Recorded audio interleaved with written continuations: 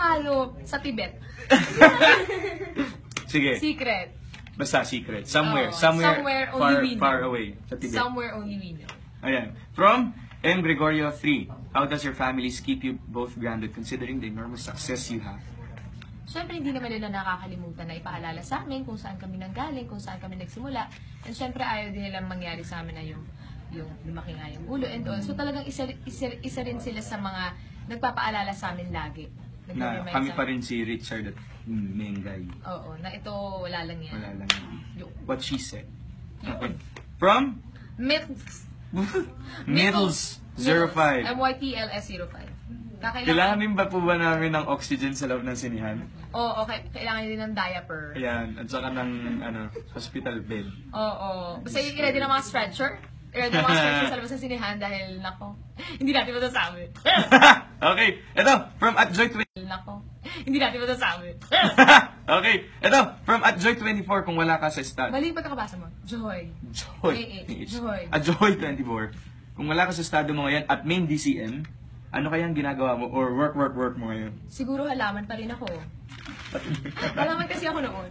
So, hindi, feeling ko malamang flight attendant ako ngayon. Kasi yun yung plano ko before ako papunta rito. So, malamang flight attendant ako.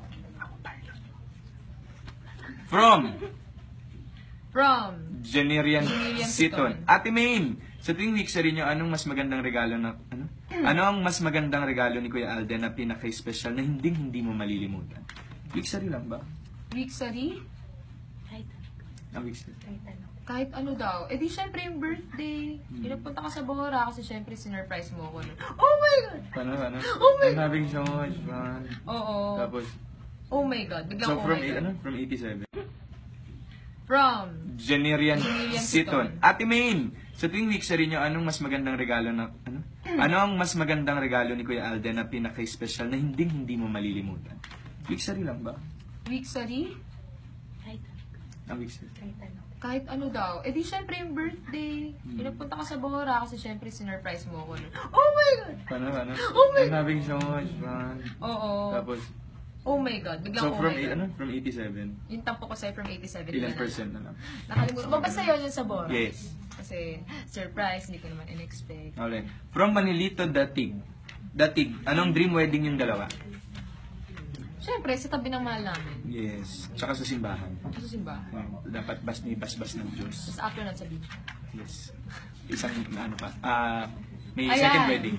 Ayan, maraming salamat po sa lahat po ng nagpadala ng kanilang mga tanong and thank you din po sa lahat ng nanood ngayon. Sana po ay sa lahat po ng nagpadala ng kanilang mga tanong and thank you din po sa lahat ng nanood ngayon. Sana po ay may natutunan po kayo sa amin ni Alden at may nakuha po kayo sa aming impormasyon.